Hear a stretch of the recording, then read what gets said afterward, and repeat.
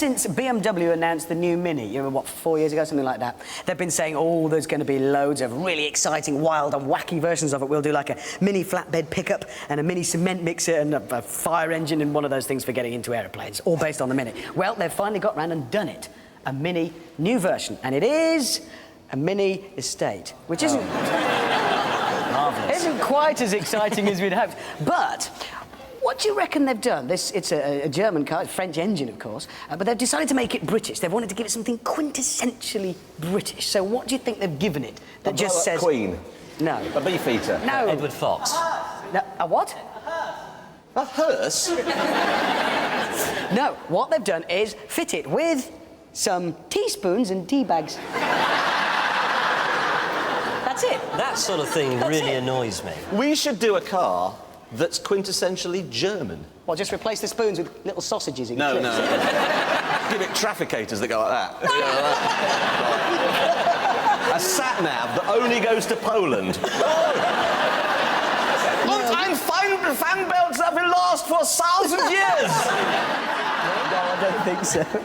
Now, this is very important. Suzuki, I think, may have come up with a car to replace our reasonably priced car, you know, our beloved Liana. Yeah. It's very appropriate. It's small, it looks a bit cack, and it's ridiculous. Do you want to see it? Here it is. It's the Suzuki LC. Oh, that's not good. You say it was called the LC? It's the LC. Oh, the LC. Because I did Tokyo Motor Show this year. They've really got into their stride on names for cars, the Japanese. I've got some here which I picked out, OK? This is called Mom's Personal Car. Well, that's its actual name. Mom's personal car. And there's a van, OK? You want to guess what that's called? Dad's personal van? No, you're quite wrong. It's actually called the Vanus Hobio Travel Dog. Oh, obviously. Why didn't we guess? And my absolute favourite, and there's a picture of it here, is the Honda Wonderful Open-Hearted Wagon. Snappy name! Snappy! That's great! And the dog! Perhaps it's a British one, look. They've got the Queen's dog there. Tell you what, though, best thing about that car isn't actually the name. It's the interior. You'll never guess what they've fitted it with inside, OK? Here it is. I don't know if you get the dog or if you bring your own dog. I'd like to see you get my Great Dane in there. Right, now, there's a new motoring website come out. It's for homosexuals. It's a motoring site for homosexuals. Do you know what they've called it? Top Queer. No, not Top Queer. So that's very good. Very good. That's better than what they've come up with. That is actually better. They've actually called it, we got it here, Top Gayer. I like Top Queer more. Yeah. Well, set up a rival one. The best thing about this, OK, because I went and checked this one out, and, yeah, the editor is called Rich. Oh, come on, it's not... No, he's put a CV of himself in, and he says he lives in the Cotswolds. Well, yeah, I do. He's got a 4x4. Yes, I have, but look, I'm not moonlighting as the editor of a gay website, OK? He's got a dog. Yes, look, it's not me. He's had his teeth whitened. I haven't had... I have not had my teeth whitened. What, they've just become white? In the same way that yours have gone green. It's just... It just happens to your teeth. Anyway, listen. If you are a homosexual and you want to know about cars, write to Richard Hammond at Suspiciously Neat House, Dog Lane, the Cotswolds. Thank you. Now, have a look at this. This is an electronic device. It's called the Quick Start. It costs £9.99. You stick it in your cigarette lighter when you're driving in France, and when you turn the car on in the morning, its little electronic voice reminds you to drive on the right. That might be useful if you're a bit thick. Sounds like a good idea. Actually, it's a complete waste of £9.99. When you get up in the morning, all your luggage has been stolen from the boot and your car's just a burnt-out shell, you'll know you're in France anyway, so why do you... So you don't need it. It's a fair point. That is a fair point. Hey, you know the police have got no way of testing drivers for drugs. Now, you might think, well, so, it's not a very big problem. There's only so many Pete Dohertys driving around. Well, a study has shown this week that at any one time, 20% of young drivers on the road are under the influence of drugs. 20%? 1 in 5. It's a staggering statistic. There's one. How did you... How did you get here today? What? You flew? The sirens brought in. Peugeot 306 spaceship. The thing is, as a result of this problem, the police have had to introduce special tests for drugs. What tests? I don't know, it didn't say. I haven't looked through. I mean, I'm imagining it's things like they, you know, wander up, tap on the window and say, would sir like a Jaffa cake? Feeling peckish? Well, that works for cannabis. It's not going to work for cocaine, though, is it? you're That's going to right. have to be... Why don't you tell us a little about yourself? Well, I will, actually, since you mention it. That's true. 1960, that would get They'd on have to a bit. vary it. Ecstasy would be easy, because they just say, roll down the window, now, sir, do you love me? Do you want a big hug? Come on, you're Do you nipped. love me? You see? Off his head. Don't let him drive home. Take him away. Don't let him drive home.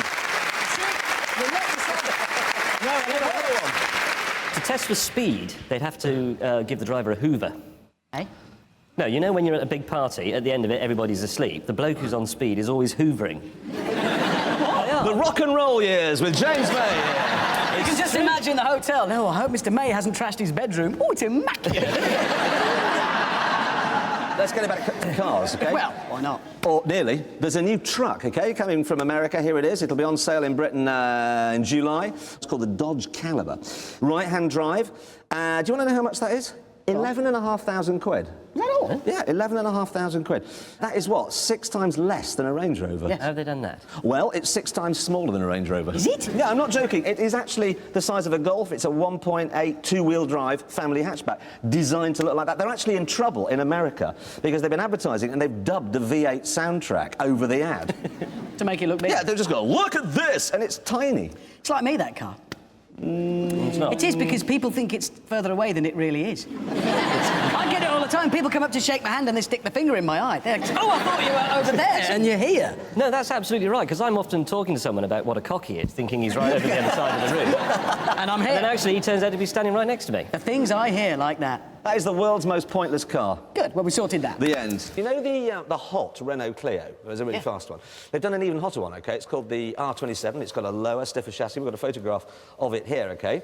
Now, these are the 4 Renault Formula 1 racing drivers, OK, for this year. Now, this chap, OK, the new one, he really likes this car. He's very excited by it. He's very, very excited. Whoa! He's really pleased to see it, isn't he? Really pleased. What I love as well, if you look around, the other guys who clearly spotted the problem, well, you could hardly miss it, could you? Are all very embarrassed. Don't look. You see this? OK, I got this photograph from a French website. The actual official photograph that was sent to us by Renault. Let me show it to you. Look, they said, go and stand behind the car, man. It's embarrassing. But they're all racing drivers. Couldn't they have lent him a crash helmet to hold in the appropriate way? It was his crash helmet that caused the problem in the Leave it. first place. Now, news from the Director of Public Prosecutions, who I discovered in the paper this week is called Ken something or Not other. called Ken. Ken is the name of a man you borrow a stepladder from. Yeah. Not the Director of Public Prosecutions. Ken has announced that there's a whole raft of new motoring offences for which you can go to prison, OK? One of them is retuning your radio. No, don't be stupid. Seriously? Well, what if The Archers comes on? Ooh. I can't listen to an episode of The Archers in the car without losing my temper and having a crash, deliberately, to end it.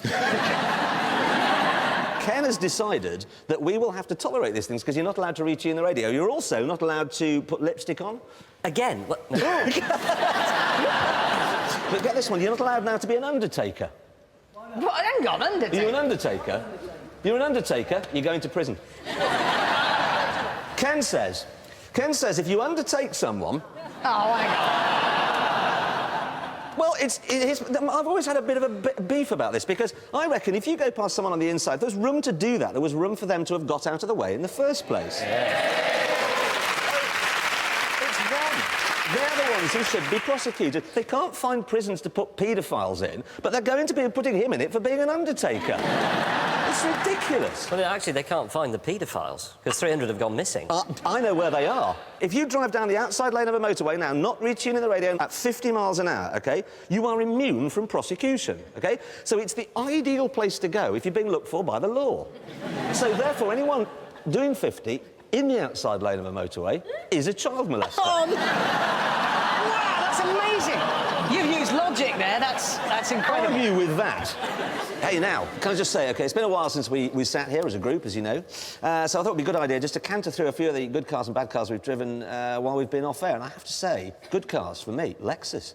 Particularly, actually, the GS, the one in the middle. I'm with you. The hybrid one, though. No, this one, OK? This looks like a normal car.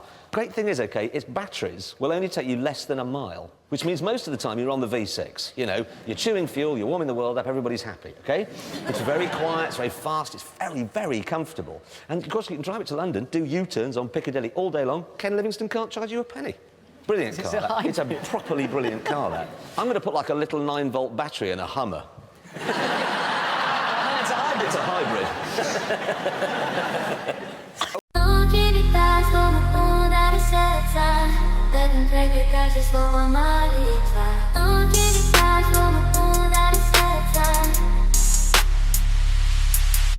Сотни мыслей в моей голове, как цифры в экране. Но когда я на сцене, я в своей зоне. Моя жизнь — это симфония, каждая нота мечта. Я пишу свой путь, даже если мне сопротивляются. Бьющийся ритм, словно сердце биение. Это моя музыка, это моя пьяняющая медитация. Мир за окном, но я на вершине. Моя сила идет изнутри, она не имеет предела.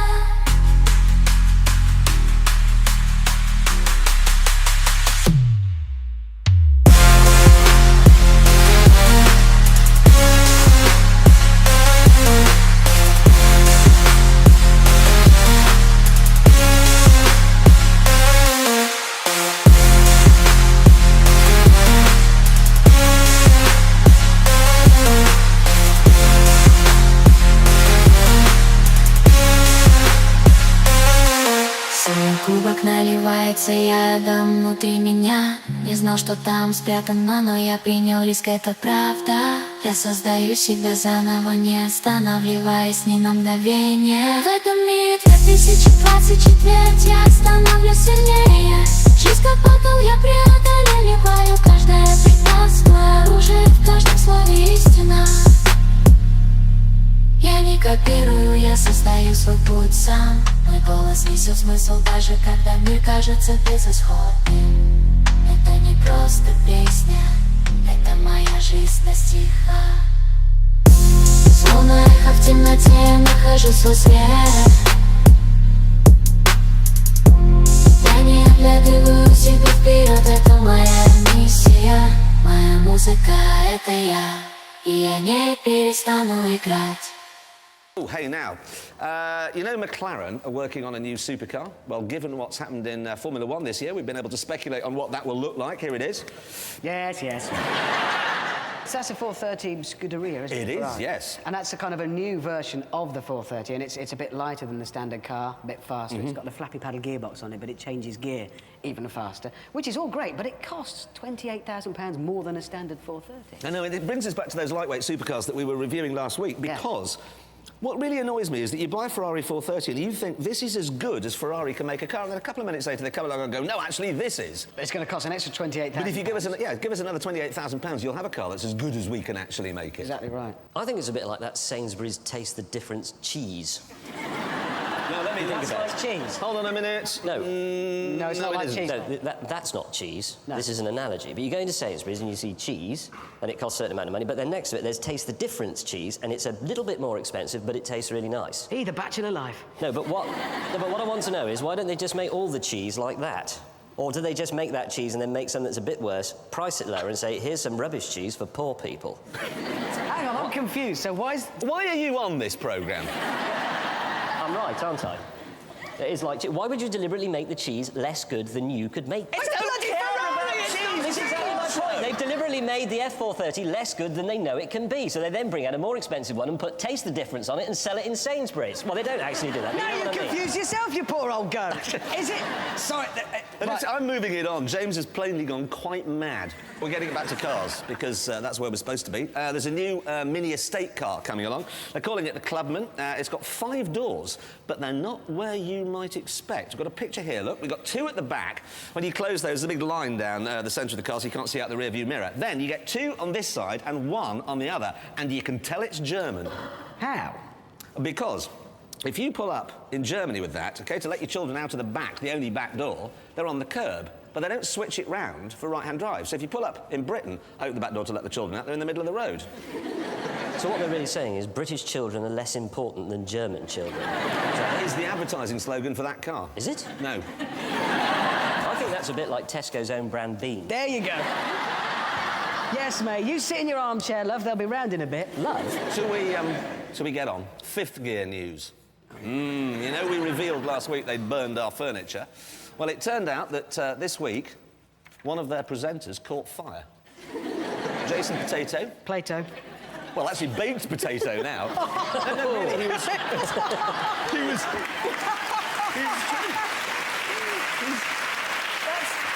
belting down the runway at Bruntingthorpe. His car caught fire. He was quite badly injured, actually, to go to hospital. He'd burnt his hand and his face and what have you. We wish him a speedy recovery. I'd just like to say thank you, God. Well, it's a Sunday show. He likes Top Gear more. Yeah, God's on our side. I think He sent his son along this week. Look, Jesus has come. Has come amongst us. The Son of God does not go to fifth gear.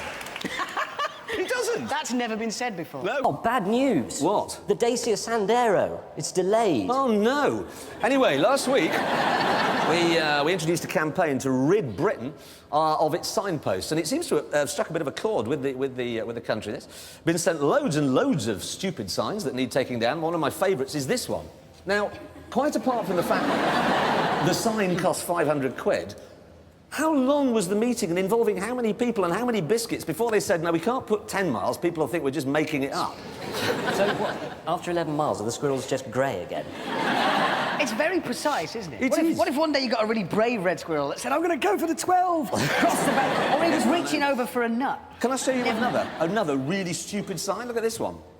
Now, I live in the countryside and I know squirrels don't have antlers. Well, actually, I have been tossed by a squirrel like that at I'm Chatsworth sorry? House. I mean, headbutted. No, not tossed. Headbutted. That is the technical expression. I wouldn't be surprised if one of your clubs offers squirrel tossing. Yes. Anyway, look, I went on the internet this week and I found this. Yeah.